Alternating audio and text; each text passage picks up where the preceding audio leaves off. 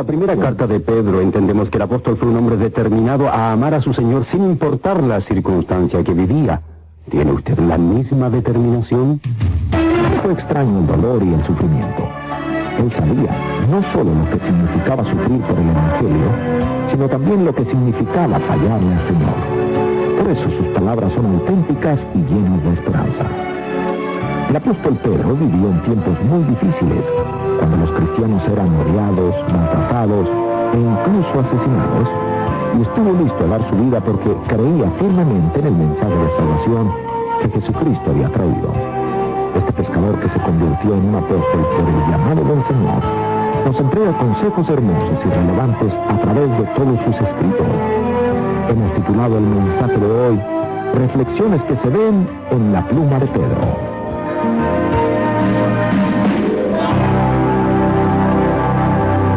Estamos estudiando la primera carta del apóstol Pedro y llegando a su estudio final. En él podemos ver el reflejo de Pedro en esta carta de Pedro. Como escritor, está abriendo su corazón. Nos ha hablado con absoluta sinceridad, y a pesar del sufrimiento que experimentaba él y que experimentaban los cristianos, él entregó esperanza en tiempos de aflicción. Quisiera que volvamos una vez más al capítulo 1 para que podamos hacer un rápido bosquejo. Puede que usted se esté preguntando, ¿cómo piensa una persona mientras va leyendo la epístola de Pedro? Hay varias cosas que pueden suceder cuando uno investiga la palabra del Señor y la forma como escribió este apóstol. Encuentro algo muy interesante en el esqueleto de este libro. En 3 partes de esta carta se refiere a su audiencia. Esto nos va a proveer de un esqueleto literario donde podemos poner estos pensamientos. Él se refiere a sus lectores en el capítulo 1, versículo 1. ¿Recuerda lo que dice? A los expatriados.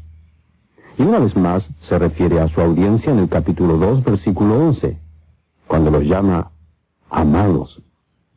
Luego en el capítulo 4, versículo 12, nuevamente les llama amados. Incluso hay un amén en el capítulo 4, versículo 11. Creo que en cada una de estas porciones se ven reflejos del corazón de Pedro en la tinta que él utiliza para escribirnos. Veamos cuáles son estas verdades. En primer lugar, en el capítulo 1, versículo 3, se inicia la primera sección de las 3 en que está dividida. Y el apóstol Pedro está tratando de entregarnos esto, una esperanza viva y cómo reclamarla. Note lo que dice en primera de Pedro, capítulo 1, versículo 3. Bendito el Dios y Padre de nuestro Señor Jesucristo, que según su grande misericordia nos hizo renacer para una esperanza viva por la resurrección de Jesucristo de los muertos. Allí nos introduce a lo que dije, una esperanza viva y cómo reclamarla. Le llamaremos entonces a esta sección desde el capítulo 1, versículo 1, hasta el capítulo 2, versículo 10, una esperanza viva y cómo reclamarla. La respuesta a esta pregunta de cómo reclamar la esperanza viva es tener fe en el Señor. Se requiere fe en el Dios viviente. En el capítulo 1, versículo 3, se refiere a la resurrección de Jesucristo. En el capítulo 1, versículo 7 dice lo siguiente: para que sometida a prueba vuestra fe, mucho más preciosa que el oro, el cual, aunque perecedero se prueba con fuego, sea hallada en alabanza, en gloria, honra, cuando sea manifestado Jesucristo, a quien amáis sin haberle visto, en quien creyendo, aunque ahora no lo veáis, os alegráis con un gozo inefable y glorioso. Eso es lo que dice aquí. Debemos tener fe en el Señor. Le amamos sin haberle visto, es fe, en quien creyendo, aunque ahora no lo veáis, dice el apóstol Pedro. En el capítulo 1, versículo 23, hasta el capítulo 2, versículo 2, encontramos 2 versículos que son claves también. Note lo que dice: siendo renacidos, no de simiente corruptible, sino de incorruptible, por la palabra de Dios, que vive y permanece para siempre. ¿Por qué? Dice, porque toda carne es como hierba, y toda la gloria del hombre como flor de la hierba. La hierba se seca, la flor se cae, mas la palabra del Señor permanece para siempre. Y esta es la palabra que por el Evangelio os ha sido anunciada. Aquí hay un énfasis en la palabra. Debemos tener fe en la palabra. Esta es la palabra que el apóstol Pedro está predicando. Esta es la palabra que predicamos constantemente. Este es el mensaje del Evangelio. Es el mensaje que aparece en las Escrituras. Es el mensaje maravilloso de la palabra de Dios que es inerrante. Es el mensaje divino para los hombres. Es la única regla de fe y de conducta. Continúa describiendo el apóstol Pedro en el versículo 1 y 2 del capítulo 2 de Primera de Pedro.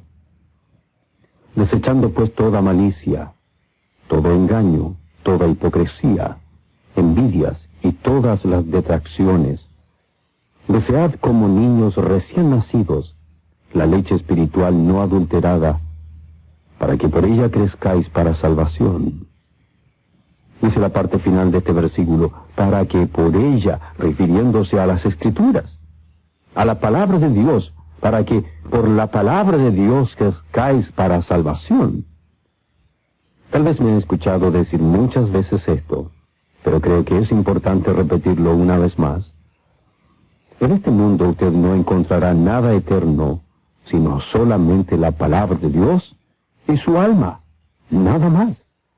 Todo lo demás terminará, todo lo demás será destruido.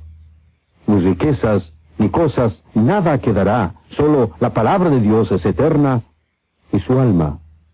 Este es el libro que contiene el consejo de Dios, y este consejo es eterno. Nos habla acerca de la verdad de Dios.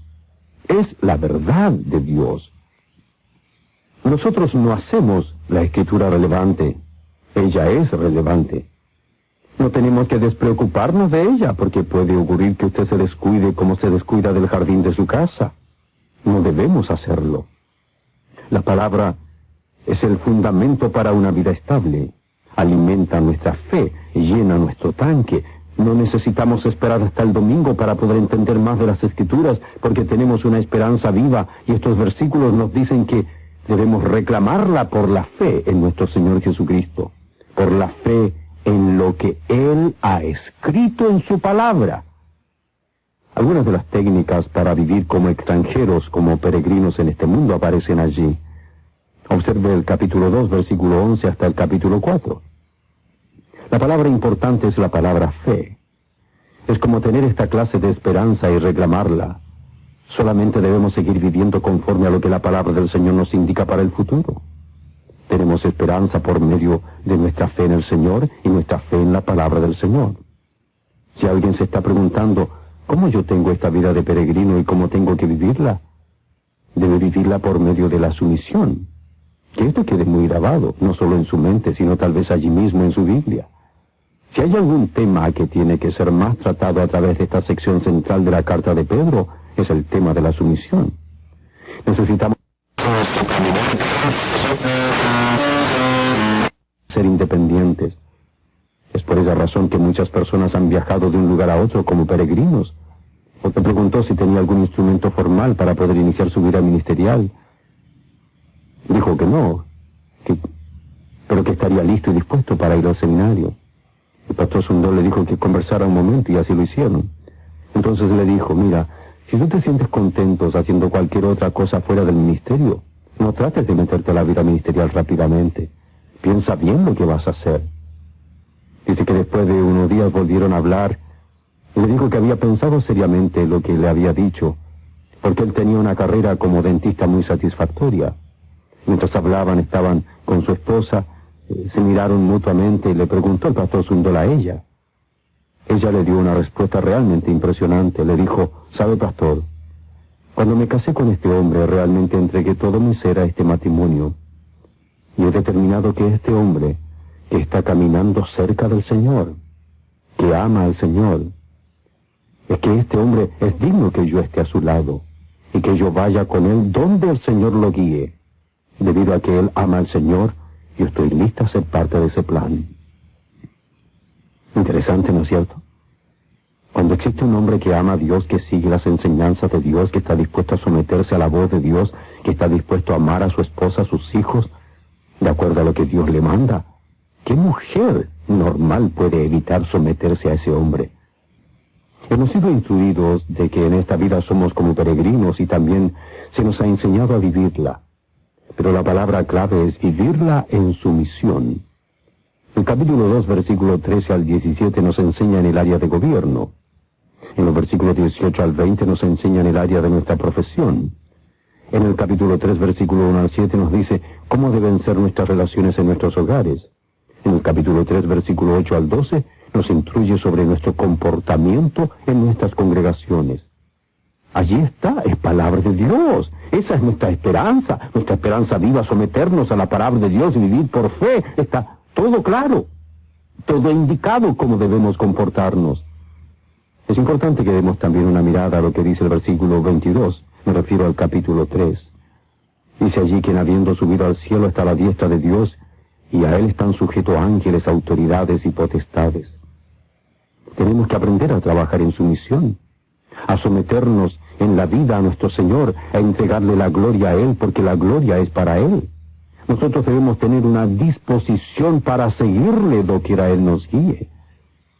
Una de las cosas más importantes como un funcionario de un gobierno, o como un ciudadano, como el dueño de una empresa, o como alguien que está ocupado en ella, como el jefe de hogar, como una esposa, como hijo, como líder de una congregación, como miembro de ella, es muy importante que aprendamos a tener sumisión a aquel que está sentado a la diestra de Dios y ante el cual están sujetos ángeles, autoridades y potestades.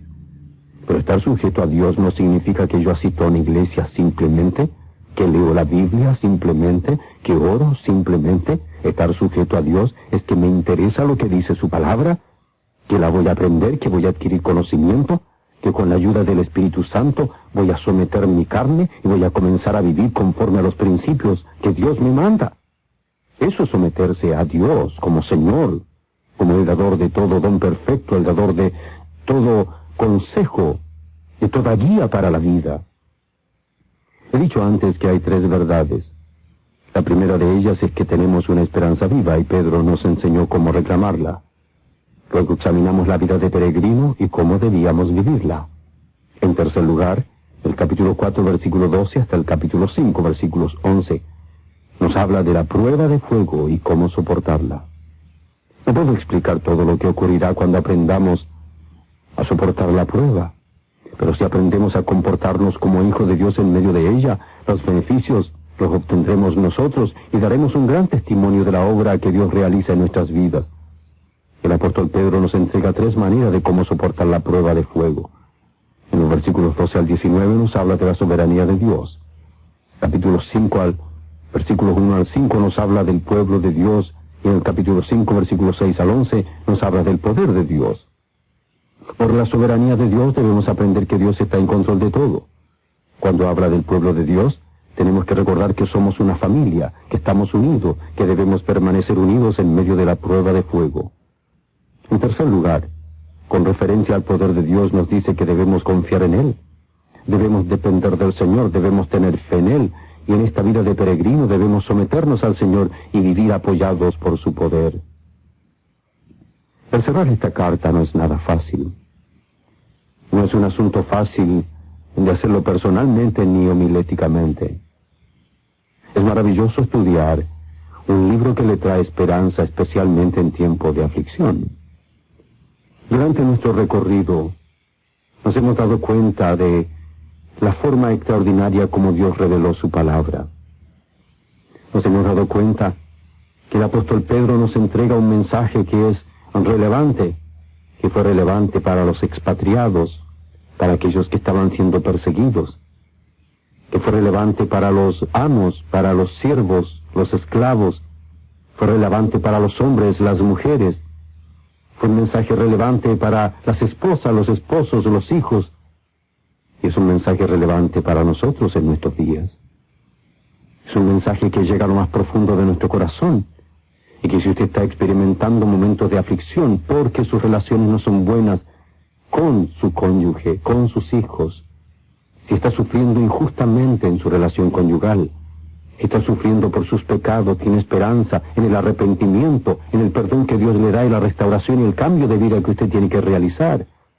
Si está sufriendo injustamente en sus relaciones interpersonales, en su trabajo, con sus familiares, con sus amigos, en cualquier forma y de cualquier manera, en cualquier lugar, con cualquier relación.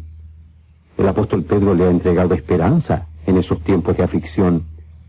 Pero note que no depende solo de lo que Dios haga por usted, sino de lo que usted haga con las indicaciones que Dios le entrega. El tiempo se ha terminado. Tenemos que dejar algunas lecciones importantes para que queden grabadas en su corazón. Después de todo, para eso es predicada la palabra de Dios. No es simplemente para que al estudiar un libro como este, tengamos en nuestra mente más datos acerca del escritor, tengamos más datos acerca de quién fue escrita, qué detalles tiene. La razón de este estudio es para que usted y yo obtengamos conocimiento, sabiduría, herramientas apropiadas para poder enfrentar nuestras situaciones en cualquier circunstancia que estemos viviendo. Como marido, como esposa, como hijo, como padre, como ciudadano, como gobernante, como empleador, como empleado, en cualquier relación, aprender a vivir conforme lo que Dios nos manda, sujeto a su palabra. Quisiera compartir con ustedes algunas lecciones importantes al terminar y cerrar este estudio. La primera de ellas es la siguiente. Queridos, cuando nuestra fe se debilita, el gozo nos fortalece. Esta es una gran verdad. En tiempos difíciles, en tiempos de dolor y de angustia, en aquellos momentos en que la tormenta ha llegado y nuestra fe se siente débil, es el gozo del Señor lo que nos da la fortaleza. Recuerdo que cantábamos un coro que decía, el gozo del Señor mi fortaleza es. El salmista dice en el Salmo 30, versículo 5, porque un momento será su ira, pero su favor dura toda la vida. Por la noche durará el lloro, y a la mañana vendrá la alegría. Es hermoso.